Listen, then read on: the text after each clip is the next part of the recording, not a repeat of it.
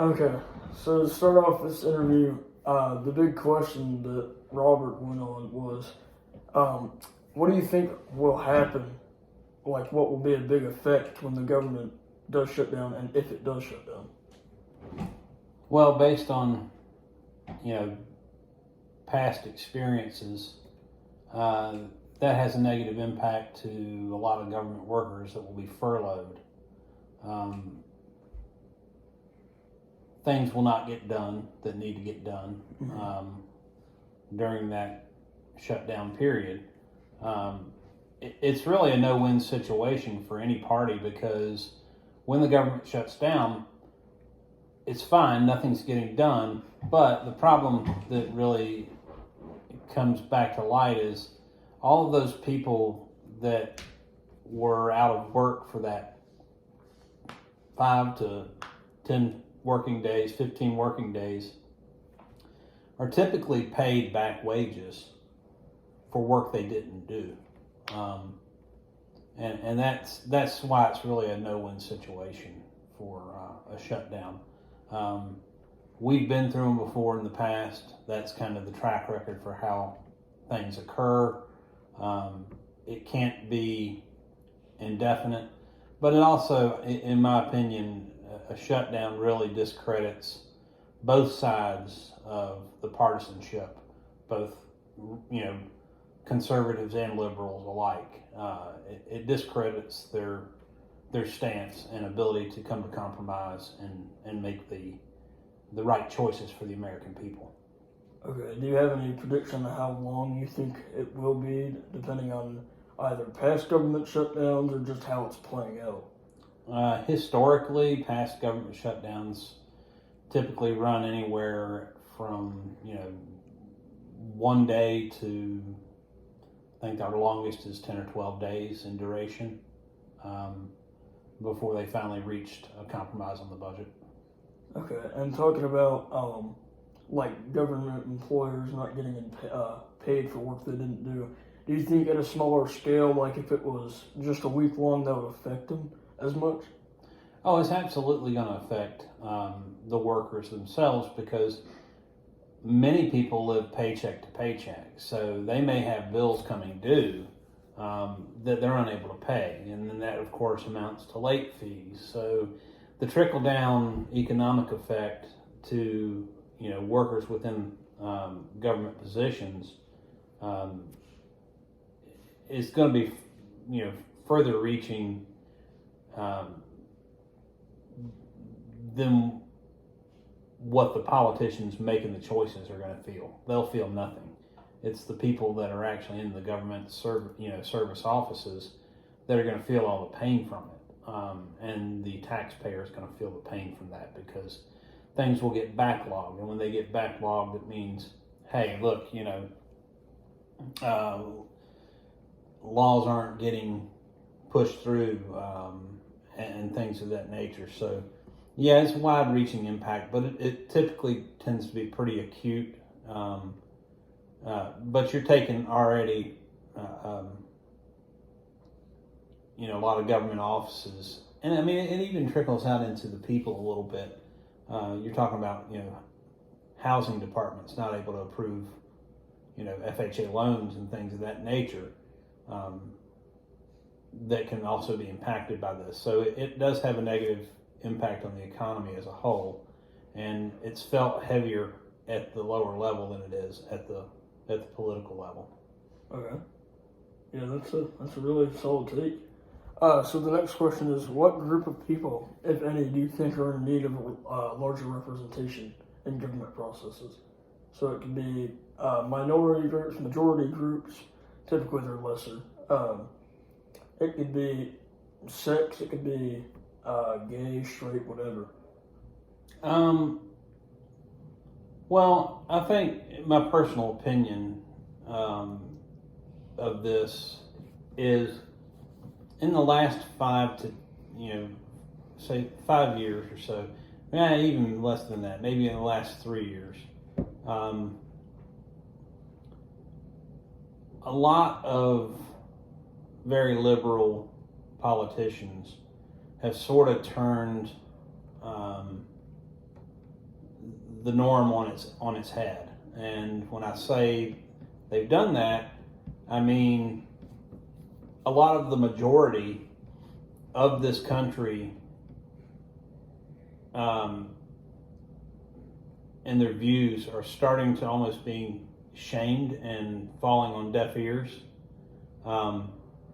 with more minorities and having more of a voice than really I wouldn't say that they should have, because that's inflammatory in itself. Of course, everybody should have the right to be heard, but everybody, regardless of race, color, religion, sexual orientation, gender, whatever, everyone should have an equal voice in our political system. And I think at this point in time, some of that voice has been taken away from your majority. And I think it just needs to be put back to a balance that is reasonable and still protects everyone. Okay. Yeah, it's not shown in the House of Reps yet, because typically it's still balanced, or it has been in the past couple of years, but I do sense a change just in the way things are going, with different rights being passed and things along those lines. Okay, so the next question, what governmental changes that were caused by COVID have affected you and family the most? I guess the biggest thing that came from COVID is more so in the impacts it's had to the workforce itself. It seemed like prior to COVID, filling a job role was a little easier, especially in the service industry itself. Waiters, bartenders, cab drivers, Uber drivers, delivery people, all of that level. There's so many jobs that are still open that are, I don't know why people, I don't know if it's unwilling or just not available. I'm not sure exactly how that works out, but that's had a bit of an impact. Service at restaurants, you go in and you try to order or get a table to sit down, and they're short staffed, and it takes you 3 times longer than it normally did prior to COVID just to get a table and get waited on, because there's still a lack of people working. So that's been a negative impact post-COVID. More personally, going into an office environment, my company that I currently work for had office to support up to 500 members of staff coming in, but people have grown accustomed to the work from home lifestyle and are reluctant to give that up and get back into a corporate office environment. This does make it a little more difficult to work collaboratively on some projects, but I think collectively, us as a corporate world have become a lot better at using technology to bridge that gap and perform our work remotely full time without actually having to be in through video conferencing platforms like Teams and Zoom and many others that are out there. But that's probably one of the biggest shifts. It's been, and for me, I think it's been a positive impact that I can take from that, because a lot of the leadership has realized that even though everybody was working remotely, productivity for the company did not falter. In fact, it actually increased with my current company. So productivity went up, people saved money, it helped the environment because they're not driving their cars and burning the extra fuel going to and from work. They're not having to spend higher, portions of their money on lunch, eating out each day. They're able to do all that now currently from their homes. So it's had a positive impact on one side, but it's also had a negative impact in the lower paid hands-on type roles where people just don't want to go into the office even though their job may require it, because a waiter can't wait on your table from his house. So it's sort of created a little bit of an odd divide there. But it's one that with the time I think will work itself out. Okay. Do you think that was maybe caused by the stimulus check? Because that was a big part for lower class. Like they grew lazy almost, some of them. Not all of them, but they kind of saw the stimulus check as just, why am I getting paid so little at my work for doing such hard work and such hard labor, but I can literally just act as unemployed and get a stimulus check every month and just live off of that instead. Do you think that kind of inspired the thought of just being unemployed?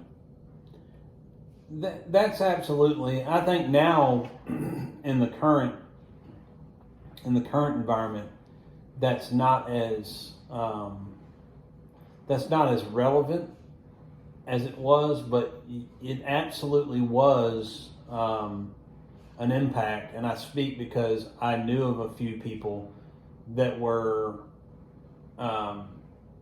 in service-oriented roles that did not go back to work because the stimulus was greater income for them than what they received when they were actually working. I think that was an ill thought out stimulus plan. Some of us who never even missed work because we went immediately from working remote still got stimulus checks, which for what reason I have no idea. That was just that was wasteful spending on the government's part and very ill-conceived in how they did that.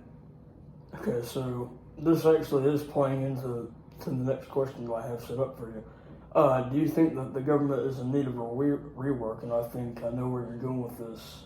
Their spending is pretty wasteful, as shown by the stimulus, for giving it to people who didn't maybe need it over others.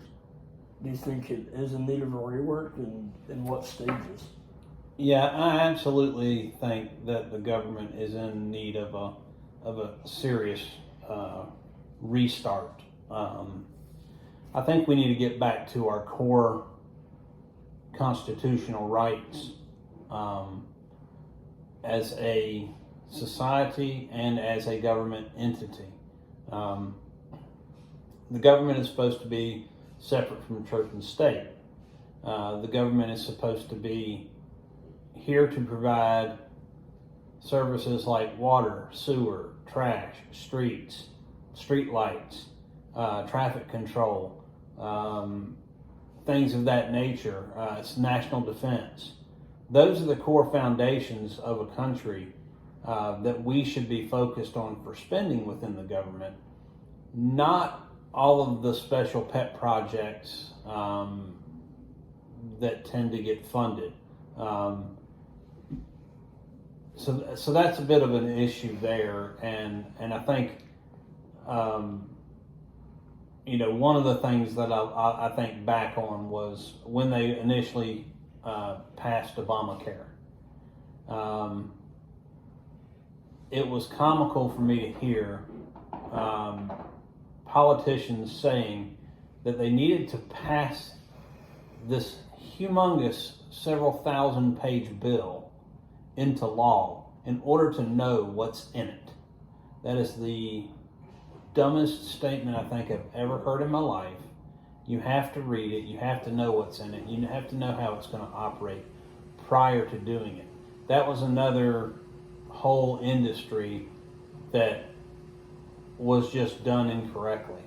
It could have been done so much better. but I almost think that the politicians themselves are complacent and they don't thoroughly read and review the things that they need to read and review prior to voting to put it in law or voting to disallow it. They're not thinking of that law or that bill in the terms of how does this adhere to our constitutional rights. The founding fathers were not wrong. They got it very right. We just need to get back to the basics in what we do within the government. And if it's not based on the Constitution, then it just needs to not be considered. Okay. So do you think that there's any corruption going on? There's always corruption. There's always corruption in not just in politics. I think it's a little more rampant in politics because favor for favor, and then that's clearly happened. Even Trump himself is going through trials and investigations right now for his time in office.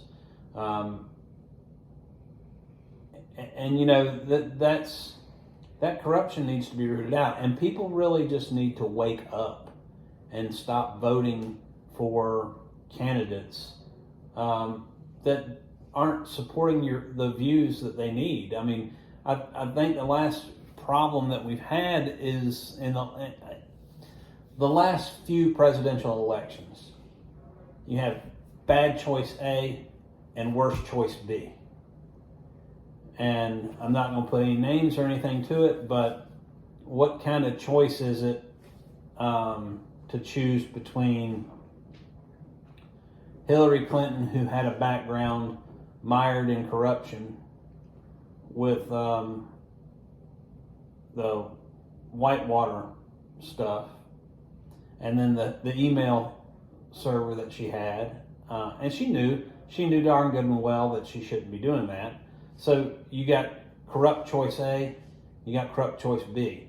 You got Donald Trump on the other hand, who is, got the Stormy Daniels thing overhanging his head, where he's paid this woman off to stay silent on something that he did that was really, you shouldn't have politicians even being considered in an office if they have any kind of marred background like that. That is just at that level. And if we don't, as a society, stop voting in the primaries for these people to do this, then we're going to be doomed to repeat it and repeat it and repeat it over and over again. And we're never going to get good candidates. So, to end off this topic, do you think that even with a full government rework, like all the way down to the bone, if you stacked it all the way back up and just fed new people through, do you think the corruption will be solved, or do you think it's just a part of human nature?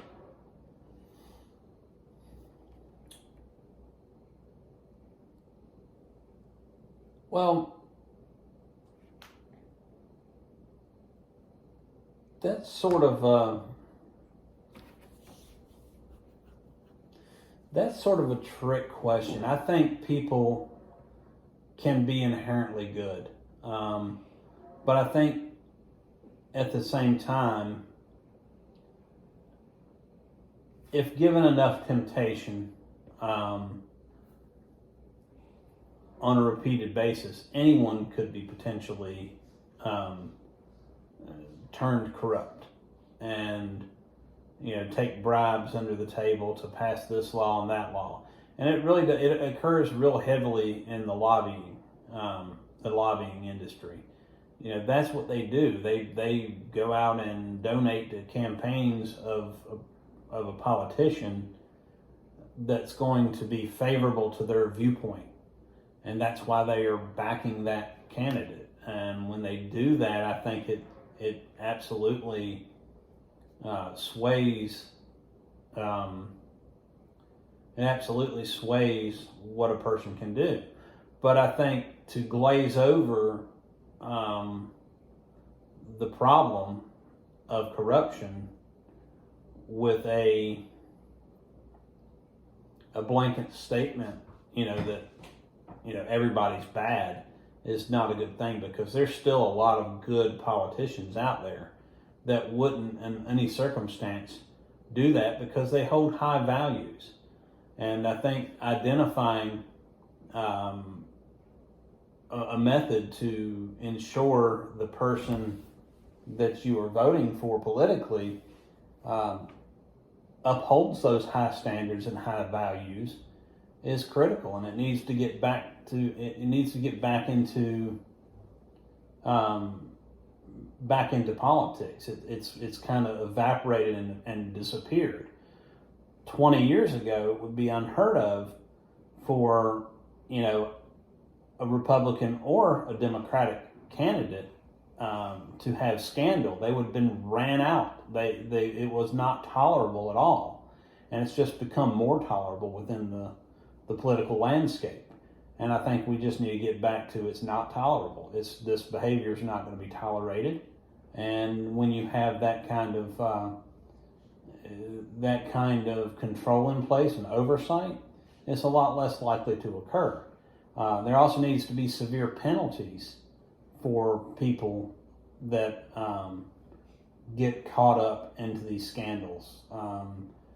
If we look at it along the lines of someone out in the world without money or power or political stature, if they go out and commit a crime, they will be treated in the harshest possible way, whereas someone with a powerful political parent or a powerful political uncle can be treated completely differently because they use political power and weight to get sentences reduced or lessened or completely resolved. And that's just not the way the world should work. It's the way that it has worked. Hunter Biden, with all of the things that he had done, and if the average person like you or I had gone out and done the very same things, we'd be sitting behind bars right now. And that's just a simple fact. But it's true throughout, at least my history. It goes all the way back to, numerous cases. You've got, high profile people that are doing, bad deeds and not suffering the wrath that the average person and the average citizen would suffer. And it's because of position, money, and power, and contacts and who they know. Okay, so this following question actually does play into what you were saying about who should be placed in a governmental position depending on how corrupt they're considered and if they have good morals. What candidates do you support, and for what reason, whether it be they have good morals or they can handle economics or political debate well, but who would you like to see placed in a powerful role, whether it be House of Reps or Vice President or President even? And also, who would you like to see stay there and not be taken out by just being incumbent? So restate the first question. Who would you prefer, or what candidates do you support for the presidency? For any role. It could be House of Representatives. It could be legislative, executive, anybody. Just who do you think would be the best fit, local or federal? Well, we can go all the way down to local mayor of Kernersville, Dawn Morgan. She's been a long tenured mayor. She's got a good track record of doing things the right way for the city of Kernersville. I support her as a mayor.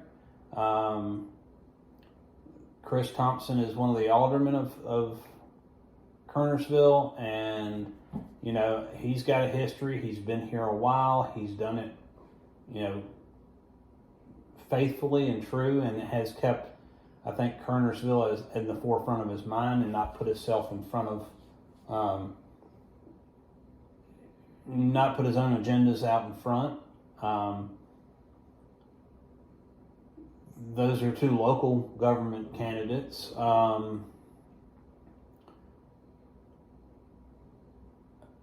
Vivian Fox, I think her name, yeah, Virginia Fox, excuse me, one of the congressmen for the local district, has been a long-term politician in the House of Representatives. She has routinely been a good voice for her district and making sure that, we have that voice on Capitol Hill when it comes to passing laws. And she's voted without being swayed on her views by lobbyists and things of that nature. So there's definitely good, true politicians out there that are doing what they do for the love of their country and the love of their citizens, rather than the love of self-promotion.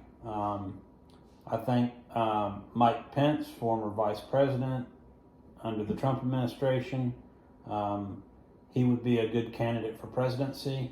I think he doesn't get caught up in a lot of the shady dealings that we've seen with a lot of other candidates.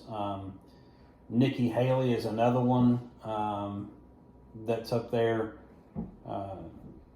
that's getting to run in the primary. We'll see how all that shakes out. But you don't hear those names getting mired in all of the political turmoil that you hear with candidates like Ron DeSantis, and he's constantly in the paper for saying something stupid, something inflammatory. You got Trump; he's in the paper constantly for, right now. I mean, whether or not is he going to go to jail or go to the White House? That's kind of the question we have to ask ourselves. And I think if a candidate is that tied up and has that much evidence potentially there against them, they should be stricken from even the right to run as president, period. That's just not who you want. That's not who you should get. Now, did he do a bad job when he was in office? Nah, I don't think he did a horrible job. He made a lot of statements that were very inflammatory, and that you probably shouldn't say. You should, as a leader of the free world, you need to be more collaborative and solution-oriented with other countries and nations, working commonly together for the global good. This goes beyond just the United States. But that's kind of my viewpoint on candidates, both local and state level and higher. Okay, so this last question is kind of on a worldwide viewpoint of politics. What do you think we should do in Ukraine? Like, what's your standpoint on the U.S. involvement in Ukraine? Like the government funding and whether or not we should send in troops?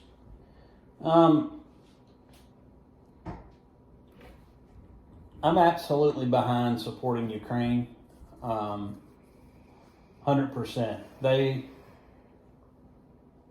Russia should not have just waltzed in and decided they're going to take over that country.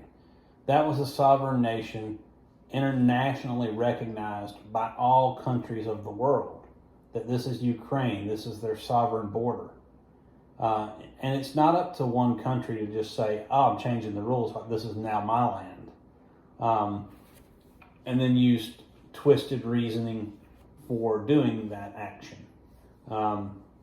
Where I disagree with what we have done in Ukraine is by this goes back to very similar to what happened in the Vietnam War, where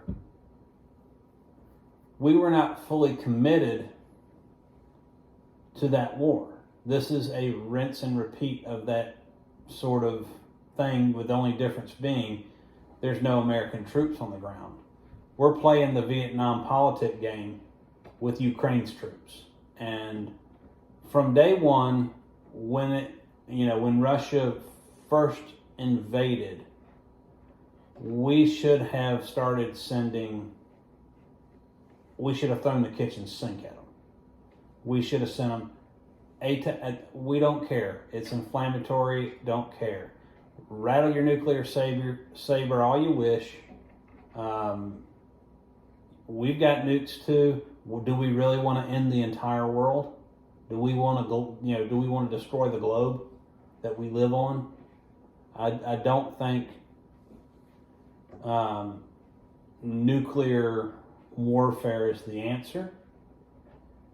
Putin knows it's not the answer. That's why he hasn't used a nuclear weapon in the 2 years near 2 years he's been in Ukraine. Be 2 years in February. He knows that if he does it, there'll be retaliation against it.